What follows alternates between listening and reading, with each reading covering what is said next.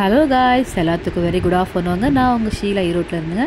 இன்றைக்கி ஸ்மாலாக ஒரு சின்ன ஃபங்க்ஷனுக்கு போகலான்னு சொல்லிட்டு தான் மார்னிங்கே கிளம்பியாச்சுங்க.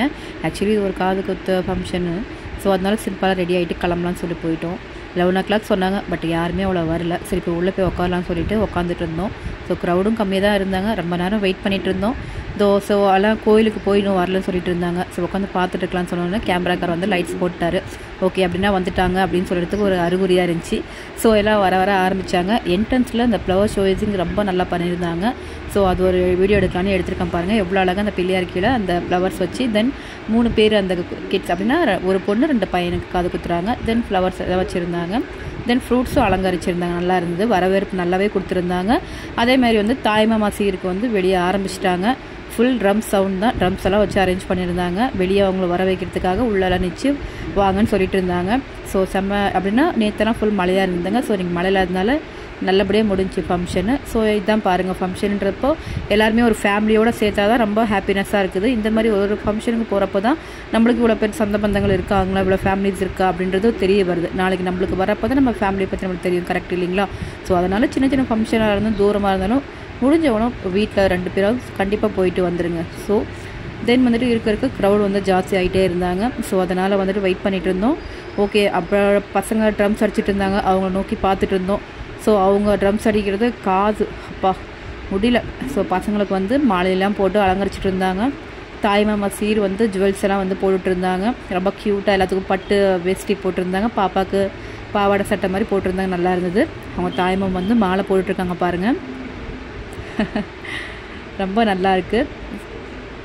ஸோ பசங்க எல்லாம் ரொம்ப டயர்டாக இருந்தாங்க. அர்லி மார்னிங்கே டெம்பிளுக்கெலாம் போயிட்டு வந்திருப்பாங்க போல். ஸோ அதெல்லாம் ரொம்ப டயர்டாக இருந்தாங்க. அப்படின்னா நம்ம தூரத்தை சொந்தம்னு வச்சுக்கலாமே.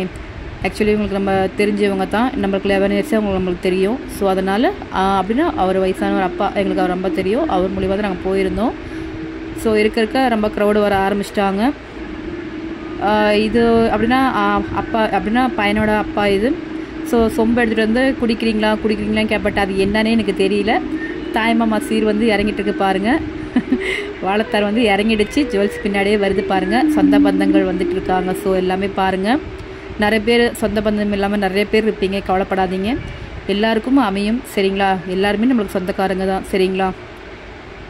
ஸோ வந்துகிட்டே இருக்காங்க. க்ரௌட் அதிகமாக ஆகிடுச்சு. சரி நம்ம இப்போ கிட்ட போய் வீடியோஸ் எடுக்கலான்னு முடியல, க்ரௌடில் முடியல. ஸோ இருக்க பார்த்துடலாம் அப்படின்னு சொல்லிட்டு அவங்கவுங்க சீர் என்னென்ன பண்ணிகிட்ருக்காங்கன்னு சொல்லிட்டு சீர் வச்சிட்ருக்காங்க. க்ரௌட் ஃபுல்லாக பாருங்கள். லைன் வைஸாக வந்துட்டுருக்குறாங்க. ஸோ எஃபெக்ட் போட்டு பசங்க பின்னாடி ட்ரம்ஸ் தாய்மாமா வர வைக்கிறதுக்காக ஃபுல்லாக ட்ரம்ஸ் சவுண்டு அரேஞ்ச் பண்ணிகிட்ருக்காங்க. வேறு லெவலுங்க. நிஜமாக சொல்ல போனால் அந்த ட்ரம்ஸ் அடிக்கிறீங்களா வேறு லெவல். உண்மையாக சொல்ல போனால் நல்லா சூப்பராக அடித்தாங்க. பசங்களெல்லாம் வந்து பண்ணிகிட்ருக்காங்க. ஓகே, அப்படி நான் கோலி சோடா இன்ன வரைக்கும் குடிச்சது இல்லைங்க. ஒன்ஸ் ட்ரை பண்ணலான்னு சொல்லிட்டு குடிச்சிட்ருக்கேன் பாருங்கள். ஸோ ரொம்ப நல்லா இருந்துச்சு. நம்ம லைம் ஜூஸ் எப்படி இருக்குமோ அந்த மாதிரி தான் இருந்துச்சு. அடுத்து நம்ம என்ன பண்ணுவோம், சாப்பாடு தான். கிளம்பிட்டோம். சாப்பாடு பந்திக்கு போயாச்சு. விலையை எரிச்சாச்சு. பிரியாணி சாப்பிட போகிறோம். ஸோ கண்டிப்பாக எல்லோரும் வாங்க சாப்பிட்லாம். ஸோ பிரியாணி தான் அரேஞ்ச் பண்ணியிருந்தாங்க. நல்லா பண்ணியிருந்தாங்க. ஒரு ஹோட்டல் இதில் எல்லாமே பிரியாணி, எக்கு, ரத்து பொரியல், முட்டை எல்லாமே எல்லாம் பண்ணியிருந்தாங்க. செம்மையாக வச்சுருந்தாங்க. ஃபங்க்ஷன் வேறு லெவலுங்க. தென் கோலி சோடா விட்டு வரதுக்கு மனசில் அதில் ஒரு கோலி வந்து டான்ஸ் ஆடிக்கிட்டே இருந்துச்சு. அந்த கோலி சோடாவை பார்த்துட்டு சரி கிளம்பலாம் அப்படின்னு சொல்லிட்டு பிளான் பண்ணிட்டோம். ஸோ அதனால் கொஞ்சம் வெயில் அதிகமாக இருந்துச்சு. ஓரமாக நினச்சிட்டு இருந்தோம். சரி கைஸ், கண்டிப்பாக எல்லோரும் ஒரு ஃபங்க்ஷன்றப்போ நம்ம ஜாலியாக என்ஜாய் பண்ணுவீங்க. ஸோ ரொம்ப ஹாப்பியாக இருக்குது.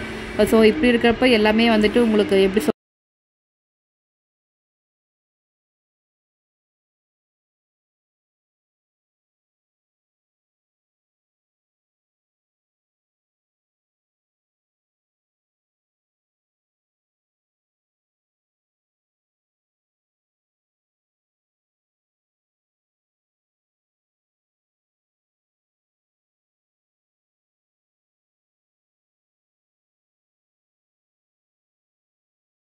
எனிவே கைஸ், கிளம்புற நேரம் வந்தாச்சு. ஒரு ரோஸ் மில்க் குடிச்சிட்டு தென் அடுத்து என்ன ஐஸ்கிரீமு, தென் வீடா வாழைப்பழம் வச்சுருந்தாங்க.